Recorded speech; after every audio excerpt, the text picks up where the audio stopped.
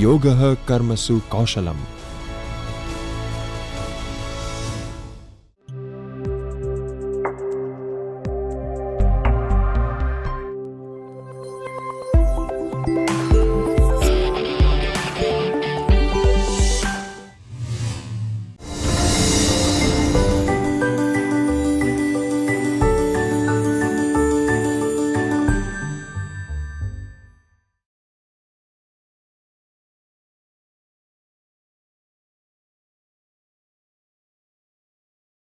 Now, what are stop sequences?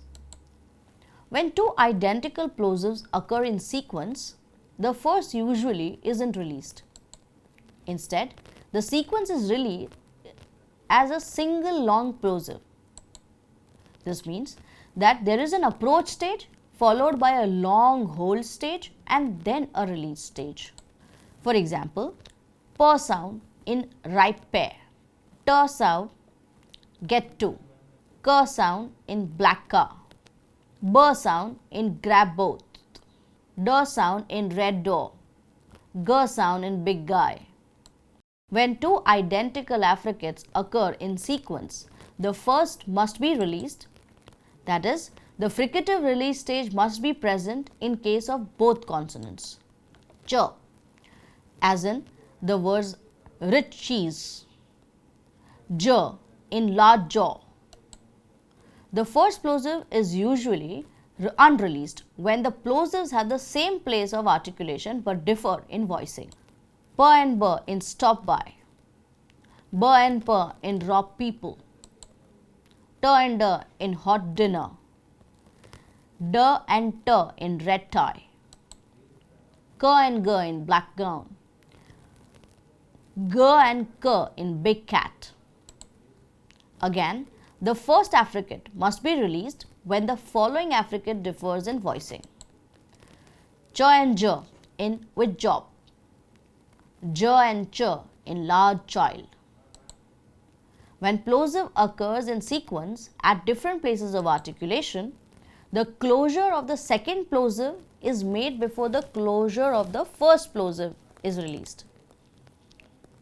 Consequently, the release of the first plosive is inaudible because a closure has already been made further forward in the mouth, or because a closure further back in the mouth holds back the compressed air. Second plosive further forward than the first plosive, that is, ter and per in the words that part, ter and ber in what beach, der and per in back place, der and ber in good boy.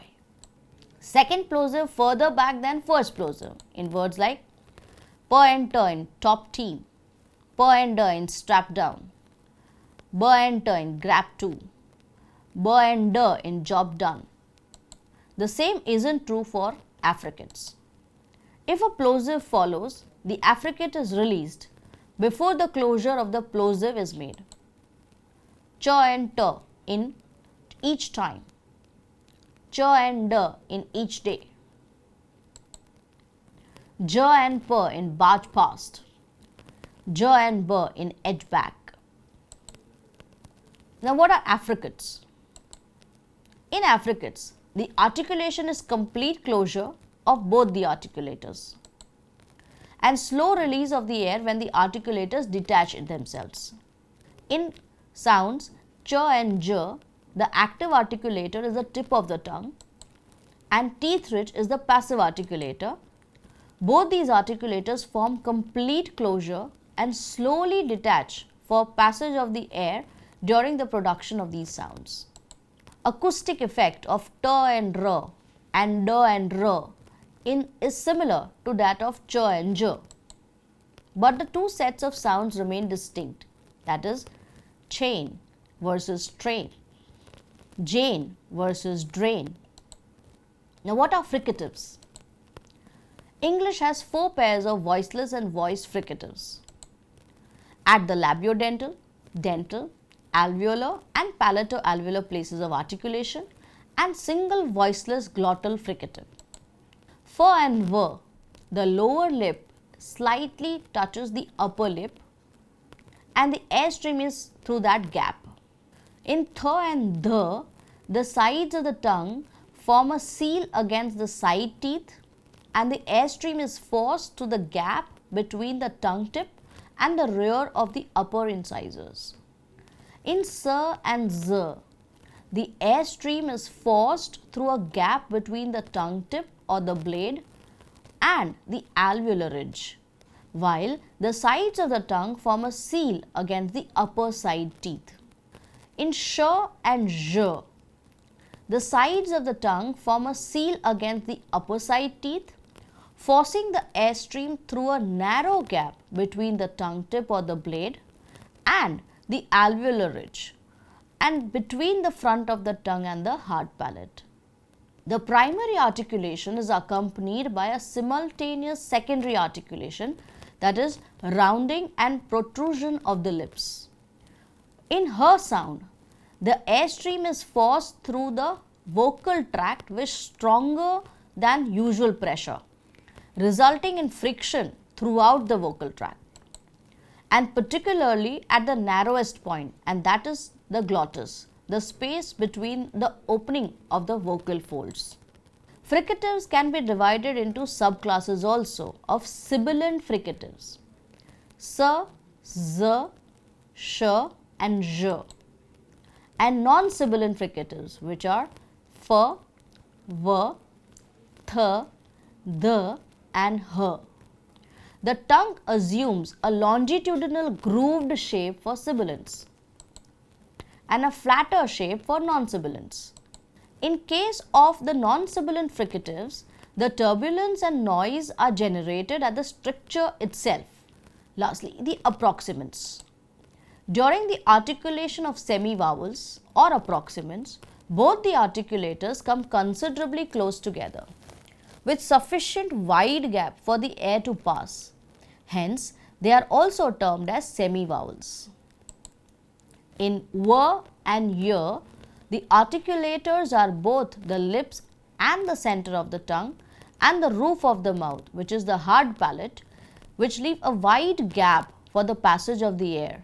In r sound, the tongue blade and front hollow, while the tongue tip curls slightly upwards towards the rear part of the alveolar ridge. The lips are often weakly rounded.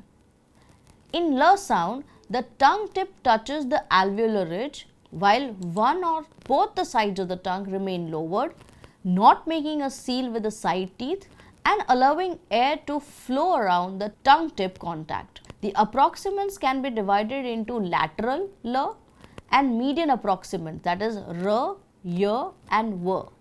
As the name suggests, the airstream flows to the side of an obstruction for the lateral approximants, along the midline of the oral cavity for the median approximants. You can test this by putting your tongue in the position for l sound and breathing in deeply. You will notice that one or both sides of your tongue feel cold because of the lateral airflow. Since l is the only lateral approximant, it is often simply also called lateral sound. And since all other approximants are median, the label median isn't usually included for them. Then the difference between the clear and the dark l. Tongue as an articulator is very flexible, and during the articulation of l, only the tip touches the alveolar ridge. The rest of the part of the tongue is flexible. So when a vowel follows the tongue, takes a relatively neutral position, which is described as clear l. However, before a consonant except y or in the word final position before a pause, the back of the tongue is raised towards a soft palate, which is known as the dark l, also known as velarized l. The symbol for dark l is this. For example, so the clear l in words like lead, let, lap, and examples of dark l could be well, dull, fall, tool. L in vocalization. When dark l is pronounced by people with southern England accent, the usual articulation of tongue tip and alveolar is lost, and only the raised back of the tongue remains, which results closed back, that is oo like vowel. This process is known as vocalization. When l vocalization happens with syllabic l, the result is a vowel in oo position, that is oo area. For example, people versus people, middle versus middle, castle versus castle. With non-syllabic l vocalization results in a diphthong with a glide towards the closed back position. Self versus self, milk versus milk, canal versus canal. L vocalization can sometimes be heard from Great Britain speakers, especially those influenced by local southern English accents. The syllabic l. The syllable l when together is very often released as syllabic l. The articulators move directly from the preceding consonant to l, and the schwa isn't articulated, and the l becomes the nucleus of the syllable. Syllabic l in examples like people, devil, satchel, camel, giggle, hospital, cattle. And lastly, we discussed the distribution of r sound, also called rhoticity. In non-rhotic accent, r occurs only at the syllable onset or before vowels, neither before a consonant or a pause. This resulted in new vowel phonemes. For example, ear in deer, oor in tour, and air in bear. In first, or in force, in heart, and in offer. With this, we come to the end of this session on consonants. Thank you. I would like to thank you, Mamta, for such an interesting discussion on consonants. Sometimes what happens is, some technical subjects like phonetics or some other subjects, they become monotonous. But you try to make it very interesting. And if our friends will try to look at some of the aspects which are really very interesting from a different angle, and if they will try to add something of their special or add something of their own trait, and if they deliver this in the class, I think the class of phonetics will be very innovative and very interactive. Friends, exactly the class of phonetics must be interactive.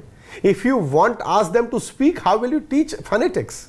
So I guess in this class when you go, tell them that I am not going to tell you that don't make noise, don't say, don't speak. This is the class where we are going to talk a lot. Make them speak, listen to them, how they speak, and then try to speak with them. While speaking along with them, try to correct them slowly, scaffold them, and try to help them pronounce in a better way. I guess our students of today's era are not such students. If you point out directly to them that these are your mistakes, then they will take it very easily. Because sometimes they feel offended. I guess they are in such an era where they want to be scaffolded more. So friends, if you go with this method, I guess it will be helpful to you. But I know you have more innovative and interactive methods than I suggested. If you have something more interesting, you can try that also. It was just a suggestion to you. Now, Mamta, based on the discussion, there are few things come to my mind. And that is, what are the challenges in teaching consonant sounds? What are the challenges you feel our friends, our fellow peers will feel or have to go through? Yes, sir. Actually, as I mentioned before, that we live in India, and India is a multicultural society where the influence of mother tongue is too strong, and which may impede learning of a new language. Very true. Additionally, teachers are also not trained in pronunciation, and that's why they are not able to do justice in the classroom. So because they have not been trained enough, they always put the teaching of pronunciation on the back burner, and the topic is never touched upon in great detail for the students because they themselves are not aware. So the basic challenges that our educational scenario or our elementary education is going through is that teachers are not trained enough, and teachers must be trained in this particular direction. So this is a humble attempt in doing so. Yes, but I guess when we are talking to our peers, Most of them are from colleges and universities, and they get ample chances to get themselves trained in this. So yes, you are very true that when we talk about school education, they are very less trained, but our friends here, they have some knowledge of this, and I guess that is how our students of higher education will be more benefited. But yes, there is a challenge because they come with lot of mother tongue pool. They come with lot of mispronunciation. Yeah. So as you said somewhere, lot of unlearning is also very necessary when you go for phonetics and learning.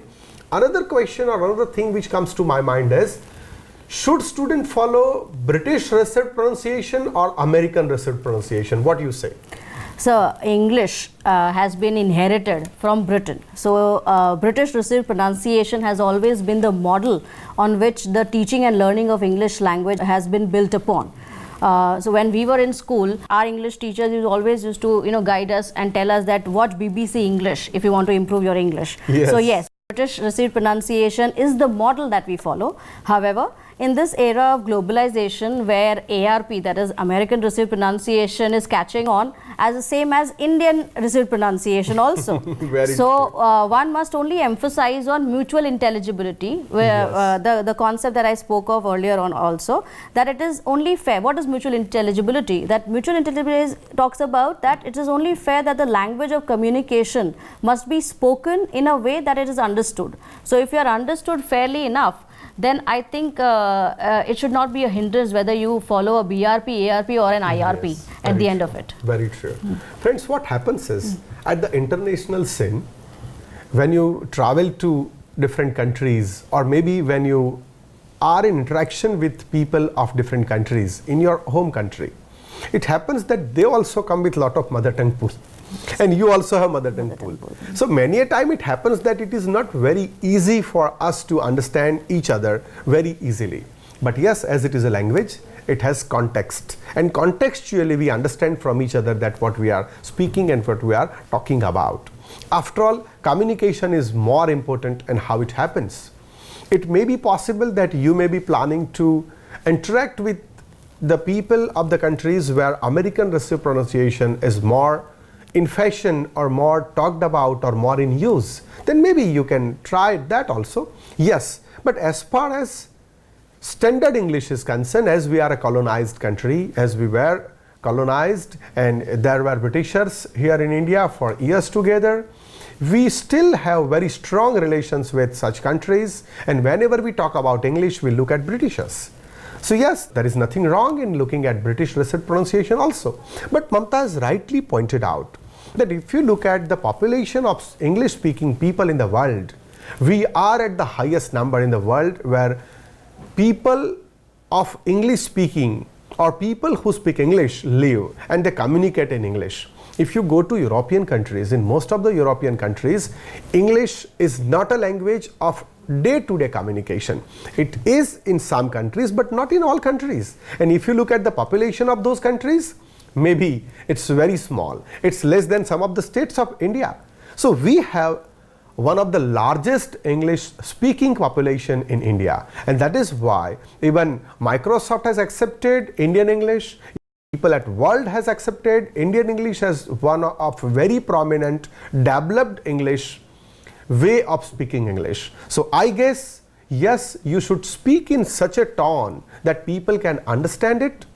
You should speak to people in such a way that your communication should be successful and you can talk to them very easily. After all, there are two things which we are more concerned about when we talk of language. One is oral communication and one is written communication. But when we talk about pronunciation, we are more concerned about oral communication. So I think if we take care of this, our communication will become very simple and very fluid and very easy, very lucid, and it will be understood by the person to whom we are talking.